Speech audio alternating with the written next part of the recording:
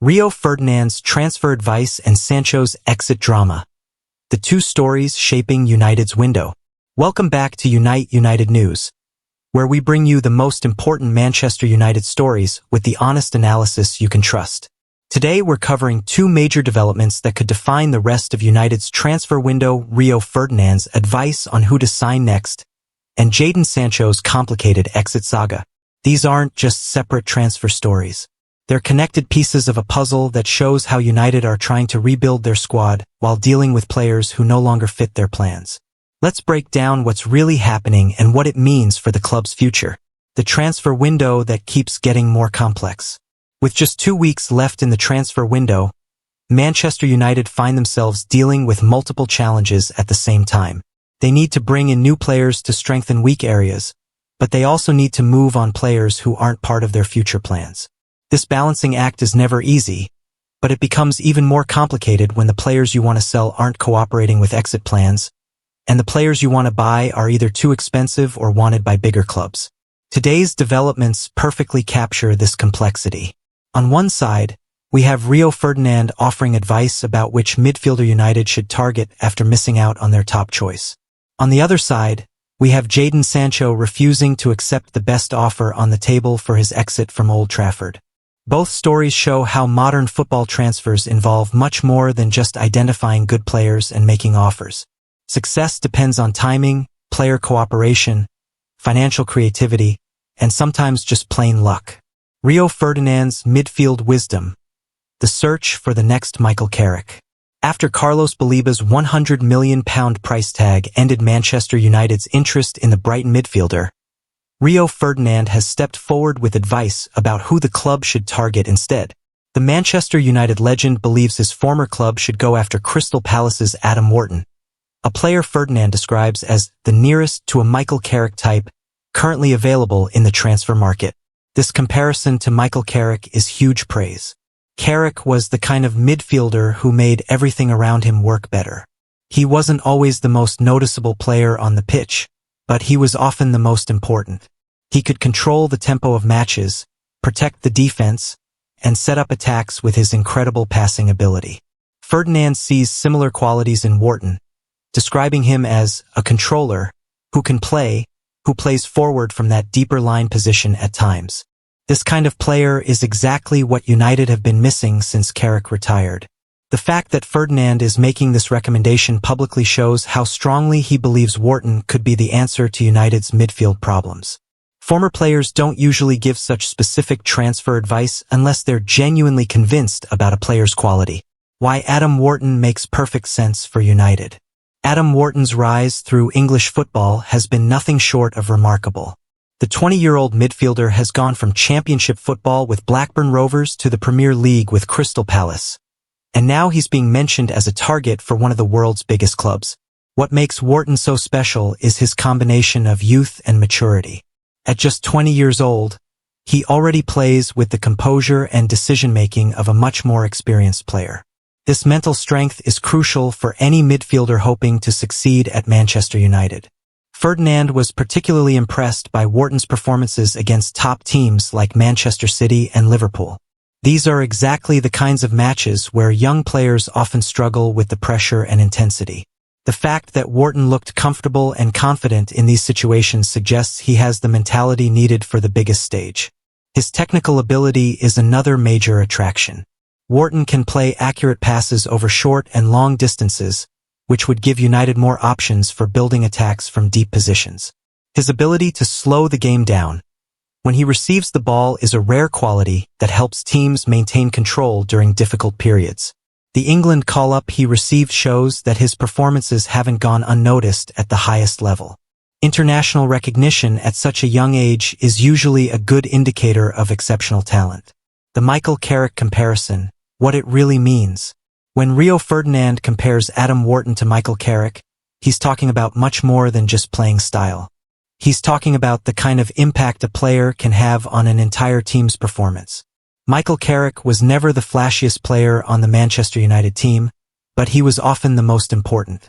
His ability to intercept passes, control the tempo, and distribute the ball accurately made everyone around him better. United's midfield never worked quite the same way after he retired.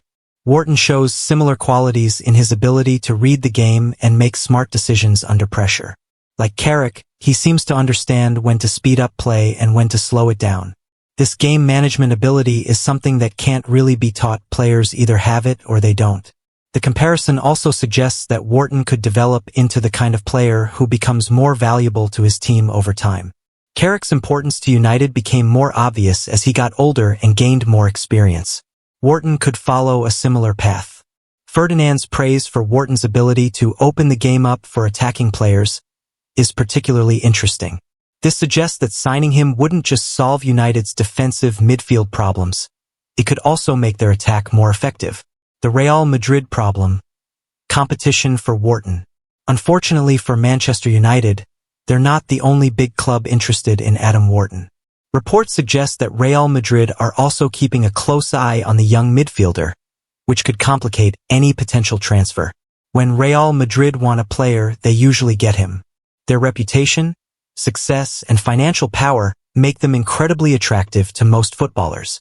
For a young English player like Wharton, the chance to join the most successful club in European football history would be hard to turn down. This competition from Real Madrid puts pressure on United to act quickly if they really want Wharton. The longer they wait, the more time Madrid have to put together an attractive offer and convince the player to choose Spain over England. However, United do have some advantages in this potential battle. Wharton might prefer to continue his development in English football rather than making the big jump to La Liga immediately. Playing for United would also give him better chances of regular first-team football, compared to competing with Madrid's star-studded midfield. The timing could also work in United's favor. Real Madrid have already made significant signings this summer and might not want to spend big again so soon. This could give United a window of opportunity to get a deal done. The Kobbie Mainoo alternative. Developing talent from within. While Rio Ferdinand clearly favors signing Adam Wharton, he also acknowledged that Manchester United might already have a solution to their midfield problems in Kobbie Mainoo. Young academy graduate has shown impressive potential in his breakthrough appearances for United. Ferdinand believes Mainoo has the technical ability and composure to play the deep-lying playmaker role that the team needs. This raises an interesting question about United's transfer strategy. Should they spend significant money on bringing in Wharton when they have a similarly talented young midfielder already at the club? Ferdinand's answer seems to be that both players could have roles to play. He suggests that if United were playing with two central midfielders, Mainoo would definitely be one of them. This implies that there's room for both Wharton and Mainoo in the same team. The development of Mainoo also shows that United's academy is still producing top-quality players. Rather than always looking to buy solutions from other clubs, United might benefit from giving their young players more opportunities to prove themselves. However, Ferdinand also notes that Mainoo might need to be patient while the team and manager find their rhythm. This patience could be crucial for his long-term development at the club. The Casemiro situation. Why change is needed. One factor driving United's search for midfield reinforcements is the situation with Casemiro. The Brazilian midfielder's performance against Arsenal highlighted some of the concerns about relying on him as a regular starter. At 33 years old, Casemiro is no longer the dynamic midfielder he once was at Real Madrid. While his experience and leadership are valuable, his lack of mobility and pace can leave United vulnerable against quick, energetic opponents. This isn't a criticism of Casemiro as a player. He's achieved incredible things in his career and brought valuable experience to United. However, modern football demands high energy levels and constant movement from midfielders, especially in the Premier League. The contrast between Casemiro's current ability and United's needs helps explain why players like Wharton or improved roles for Mainoo are being discussed. The club needs midfielders who can compete physically and technically with the best players in the world. This situation also shows why United's transfer strategy needs to think about both immediate needs and long-term planning. Signing young, energetic players like Wharton could provide solutions for years to come. Jadon Sancho's exit drama. The problem that won't go away. While United are trying to identify new signings, they're also dealing with the complicated situation of Jadon Sancho's departure from the club. The English winger's refusal to accept the best available offer is creating headaches for United's executives. Roma have made what seems like a reasonable offer, a loan deal with an obligation to buy for £20 million based on easy conditions. Manchester United are reportedly ready to accept this proposal, which would allow them to move Sancho on while guaranteeing a future sale. However, Sancho himself is not accepting Roma's proposal. The main issue appears to be personal terms, specifically his salary. The Italian club cannot match what Sancho currently earns at United, which is preventing the deal from progressing. This situation perfectly illustrates one of modern football's biggest problems.